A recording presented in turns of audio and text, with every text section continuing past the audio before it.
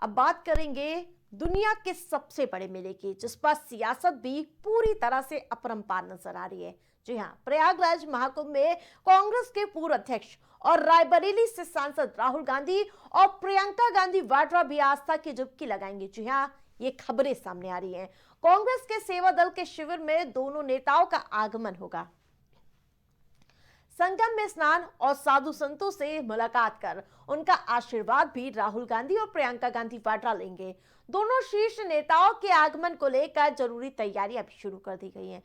Congress party के प्रदेश महासचिव मुकुंद तिवारी ने बताया कि नेहरू गांधी परिवार की पुरानी परंपरा का निर्वहन दोनों नेता करेंगे। मुकुंद तिवारी ने कहा कि पंडित जवाहरलाल नेहरू के अलावा इंदिरा गांधी और राजीव गांधी भी महाकुंभ आते रहे हैं और इस बार के महाकुंभ में राहुल गांधी और प्रियंका गांधी वाड्रा के भी आने की तैयारी है। कांग्रेस महासचिव ने कहा है कि वो यहां पर आकर संगम में स्नान करेंगे और मां त्रिवेणी से देश में फैली नफरत को खत्म करने और खुशहाली की कामना करेंगे।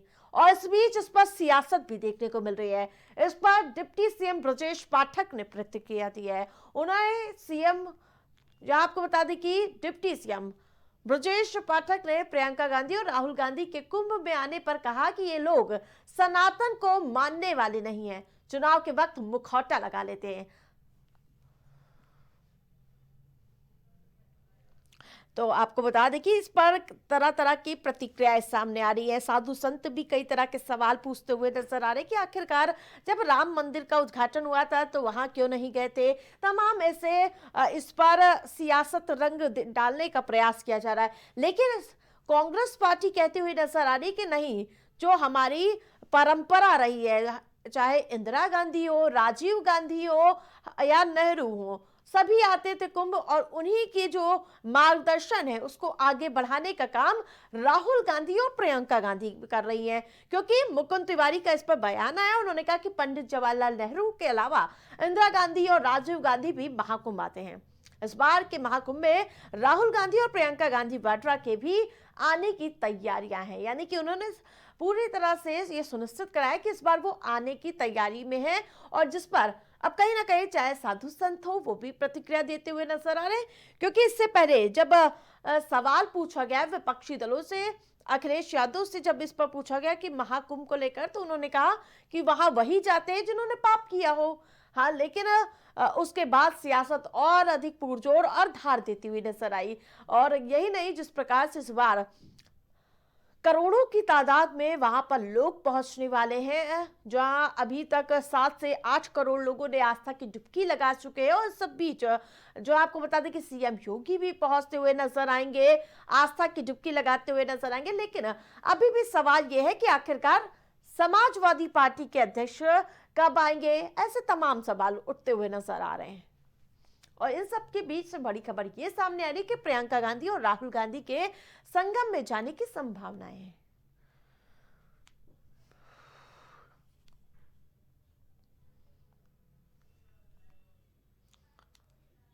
मुकुंद तिवारी ने बताया कि नेहरू गांधी परिवार की जो परंपरा उन्हीं को वो आगे बढ़ाते हुए नजर आएंगे, इस पर सियासत नहीं होनी चाहिए।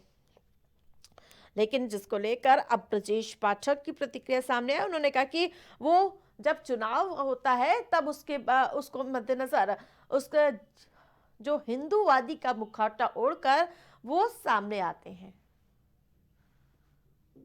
तो आपको बता दें कि जिस प्रकार से महाकुंभ पर तरह तरह की सियासती ही नहीं, कहीं ना कहीं इस महाकुंभ के समागम को लेकर कई तरह के बयानबाजी भी पूरी तरह से निराधार और निरंतर जारी है।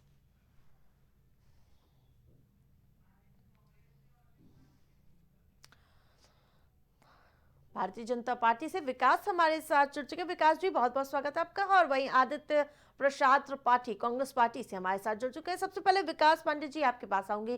प्रियंका गांधी, राहुल गांधी महाकुंभ में जाएंगे तो क्या भारतीय जनता पार्टी उसे स्वागत करेगी, क्यों सवालों के घेरे में? विकास जी। धन्यवाद। देखिए, सबसे बड़ी चीज है कि राहुल गांधी जी और प्रियंका गांधी जी अगर जाना चाह रहे हैं कुंभ स्नान करने, तो 144 साल बाद ये कुंभ का महासंयोग बना है, महाकुंभ बना है, तो उसका लाभ उन्हें मिले, भगवान से मेरी यही प्रार्थना है। लेकिन इन्हीं शब्दों के साथ मैं इतना और जोड़ना चाहूंगा, एक कहावत है सनातन में, कर कुशंग चाहो कल्याणा, तुमका प्रभु का मूर्ख जाना। इस तरीके की चीजें अगर राहुल गांधी जी कर रहे हैं और प्रियंका गांधी जी कर रहे हैं, सबसे पहले उन्हें अपनी संगत को सुधारना चाहिए। प्रभु मन के अंतःकरण तक की जान लेते हैं, भगवान आपके मन के हृदय में क्या है वो भी जान लेते हैं। तो इस तरीके का कृत्य करने से पहले राहुल गांधी जी को इस देश से माफी मांगनी चाहिए कि उन्होंने भगवान प्रभु श्री राम के भव्य मंदिर में रोड़े अटकाए। उन्हें माफी मांगनी चाहिए कि उनके पूर्वजों ने सोमनाथ के मंदिर को सिरे से नकार दिया, तो उन्हें माफी मांगनी चाहिए। सबसे पहले इस देश से प्रायश्चित करना चाहिए। और मुझे लगता है कि राहुल गांधी और प्रियंका, लेकिन लगातार कांग्रेस पार्टी का ये कहती हुई नजर आ रही कि आप सर्टिफिकेट बांटने के लिए बैठे हैं। देखिए, सर्टिफिकेट हम नहीं बांट रहे हैं, सर्टिफिकेट आपके कर्म बांट रहे हैं, आपकी वाणी बांट रही है, आपका व्यवहार बांट रहा है। आरती जी, ये सब कुछ तय कांग्रेस पार्टी के व्यवहार ने किया।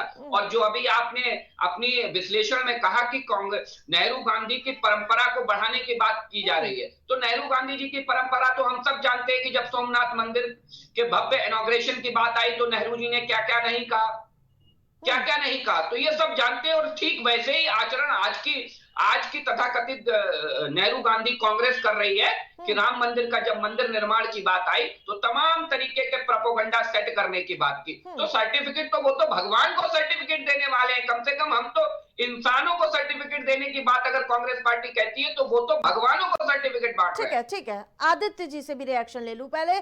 जिस प्रकार से भारतीय जनता पार्टी कह रही है कि सामने चुनाव है दिल्ली विधानसभा का और मिल्कीपुर में भी है, उसके मद्देनजर आप लोग सियासी डुबकी लगाने जा रहे हैं, आदित्य जी। पार्टी के पास आरोप प्रत्यारोप हमेशा लगाते रहते हैं ये लोग। कभी किसी और को पूजा पाठ करने से अगर कोई करने जा रहा है तो इनको तकलीफ होने लगती है, चाहे वो केजरीवाल जी जाए, चाहे वो कांग्रेस का कोई नेता जाए, चाहे अखिलेश जी जाए, कोई भी जाए, तो भारतीय जनता पार्टी को सबसे ज्यादा तकलीफ होती है। क्यों? क्योंकि ये जो सनातनी होने का दिखावा भारतीय जनता पार्टी के लोग करते हैं कि सनातन में इनको यही नहीं पता है, सनातन धर्म सबका है और अगर कोई उस हिसाब से चलना चाह रहा है तो इनको केवल और केवल माफी मांगने की बात, जो लगातार विकास जी कह रहे थे कि माफी मांगनी चाहिए, राम मंदिर में रोड़ा अटका है, इसमें रोड़ा अटका है, उसमें रोड़ा अटका है, तो शायद जो राम मंदिर का फैसला है जो सुप्रीम कोर्ट ने किया उसका सारा ये लोगों ने सार नहीं पढ़ा, क्योंकि वो बहुत मोटा लंबे चौड़े में पूरा फैसला सुप्रीम कोर्ट ने दिया था।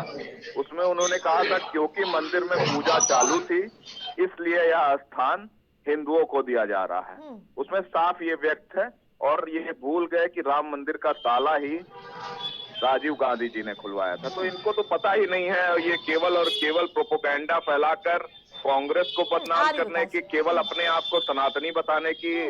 लेकिन जब राम मंदिर का जब ट्रस्ट के लोगों ने न्योता दिया तब तो आप लोगों ने अस्वीकार कर दिया था। देखिए, अभी भी हम कह रहे हैं कि जो सनातन धर्म है, सनातन धर्म में सर्वोच्च कौन होता है? शंकराचार्य। शंकराचार्य भी वहां नहीं गए थे। तो शंकराचार्य ने कहा कि अर्ध निर्मित मंदिर का शिलान्यास उद्घाटन नहीं होना चाहिए, लेकिन उसके बावजूद हमारे देश के प्रधानमंत्री ने उसका शिलान्यास किया, उद्घाटन किया। ठीक है, विकास जी जवाब दीजिए। तमाम चीजें गलत हैं। ठीक है, तो इसलिए कांग्रेस पार्टी ने एक विरोध दर्ज कराया, जो भारतीय जनता पार्टी नहीं बताएगी विकास जी कि उस कहाँ किसको डुबकी लगानी है और कहाँ जाना है, इस पर जवाब दीजिए। मैं भी ये मानता हूँ भारतीय जनता पार्टी ना बताने जा रही है और ना हमें इस चीज से कोई गुरेज है, लेकिन मुझे लगता है कि आज आप सनातन की बात कर रहे हैं, लेकिन इसी सनातन के ऊपर आप क्यों नहीं बात करते हैं कि जब राम मंदिर के ताला खुलवाने की बात करने वालों ने सबसे ज्यादा वकील खड़े कर दिए कि साहब अभी फैसला मत दीजिए।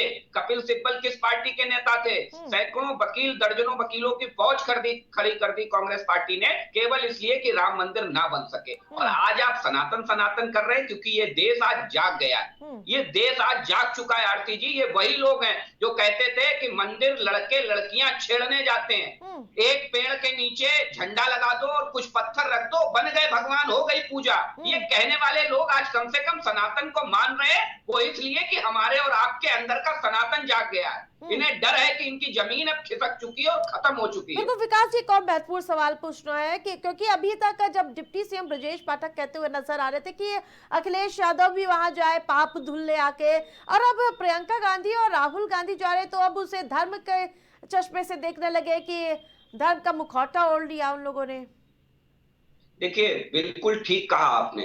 हम भी इस बात को अक्षरशः मानते हैं कि अगर पापों का प्रायश्चित करने आप कुंभ जा रहे हैं तो 100% भारतीय जनता पार्टी उसका स्वागत करती है। लेकिन ये अगर राजनीतिक नौटंकी और राजनीतिक नफा नुकसान के लिए राहुल प्रियंका गांधी जा रहे हैं तो मुझे लगता है कि इन्हें एक बार विचार करना चाहिए कि सनातन के लोग इतने भी भोले नहीं है जो आपके प्रोपेगेंडा को समझ ना सके। ठीक है आदित्य जी, जल्दी से रिएक्शन।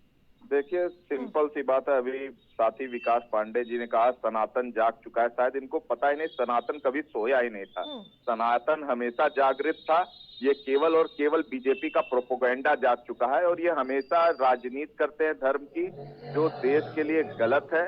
धर्म की राजनीति नहीं होनी चाहिए। अगर कोई धर्म पर चलना चाह रहा है या चल रहा है तो उसका हमेशा स्वागत होना चाहिए, लेकिन इस तरह से किसी का मजाक उड़ाना धर्म के नाम पर, वो गलत है। और इन्होंने कहा कि कपिल सिब्बल जी ने केस लड़ा, तो शायद वो आपको नहीं पता कि बहुत सारे केसेस बहुत सारे वकील लड़ते हैं और उनका वो निजी कार्य है। उससे कांग्रेस पार्टी का कोई लेना देना नहीं था जो सैकड़ों फौज आप कहते हैं कि कांग्रेस ने खड़ी कर दी। बिल्कुल ठीक है तो विकास जी, हमेशा से कांग्रेस ने आरती जी करना टारगेट करना, क्या कांग्रेस ने कभी विरोध किया इस बात का कि जो वकील खड़े हुए बल्कि प्रेस कॉन्फ्रेंस करके इनके पवन खेड़ा उस बात का। आनंद भी कहते हुए नजर आए थे विकास जी की हिंदू ना होता, अगर बटा होता तो इतनी तादाद में कैसे करोड़ों की तादाद में महाकुंभ में एक साथ सब एकत्रित हो जाते। कभी नहीं बटा हिंदू। देखिए, ये बिल्कुल ठीक कहा आपने कि हिंदुओं को बांटने की साजिश तो बहुत पहले से चल रही है। ये आप देख लीजिए और समझ लीजिए। नेहरू जी की वो चिट्ठी आज भी आर्काइव में उपलब्ध है, आप भी जानती हैं सारी सच्चाई। दूसरी चीज, चाहे वर्शिप एक्ट लाने की बात हो, इसी कांग्रेस पार्टी ने वर्शिप एक्ट ला करके इस देश में सनातन को एक गहरी चोट देने का काम किया। इसी कांग्रेस पार्टी ने वक्फ बोर्ड का गठन करके इस देश को एक अलग तरीके के नैरेटिव सेट करने की बात की। आज आरती जी, ये बात आप स्वीकार करें ना करें, लेकिन देश की जनता इस बात को अच्छे से महसूस कर रही है। ये कांग्रेस पार्टी आज केवल इसलिए सनातन सनातन कर रही है क्योंकि इनकी राजनीतिक जमीन आज खत्म हो चुकी है। ठीक है, जल्दी से आदित्य जी, क्या जो राजनीतिक जमीन खत्म हो गई उसको वापसी के लिए ये पूरे तरीके अपनाए जा रहे हैं? जल्दी से 10 सेकंड में। देखिए, धर्म की राजनीति भारतीय जनता पार्टी करती है तो उन्हीं को मुबारक। हम महाकुंभ का ये 144 वर्ष बाद ऐसा अवसर मिला है तो उसमें अगर कोई जाके नहाना स्नान करना चाह रहा है और सनातनी है तो उसमें इनको गुरेज नहीं होना चाहिए, इनको तकलीफ नहीं होना चाहिए। राजनीति ये कर रहे हैं, हमने तो कहीं पर्सनली कहा भी नहीं कि हम जा रहे हैं। तो ये पता लगना चाहिए कि राजनीति इस पे कर कौन रहा है। तो भारतीय जनता पार्टी की पुरानी परंपरा, ये लगातार धार्मिक चीजों पर राजनीति करते हैं और कई जगह इसके वजह से इनकी हार भी हुई, पर इनका अभी दिमाग नहीं सही हो रहा है। ये विकास पर राजनीति से बचते हैं, इनको हम विकास की तरफ लेकर आएंगे।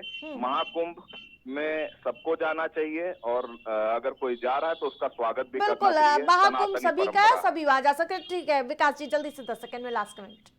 देखिए, महाकुंभ सबका है और सबको जाना चाहिए और देखना चाहिए कि एक जब सनातन अपने चरम पर होता है, अपने चरमोत्कर्ष पर होता है तो कैसा होता है। ये महाकुंभ इस बात का जीता जागता उदाहरण है। मेरा विनम्र आग्रह है, अगर राहुल गांधी इसे राजनीतिक यात्रा प्लान नहीं कर रहे हैं तो केवल 2 शब्दों का उपयोग कर दें जो कुंभ का स्लोगन है, सनातन गर्व महाकुंभ पर्व। अगर ये राहुल गांधी अपने मुंह से मीडिया के सामने कह लेंगे तो मैं मान लूंगा कि राहुल गांधी इसे राजनीतिक लाभ के लिए नहीं ले रहे हैं। ठीक है, आप दोनों पैनलिस्ट का हमारे साथ जुड़ने के लिए बहुत बहुत धन्यवाद।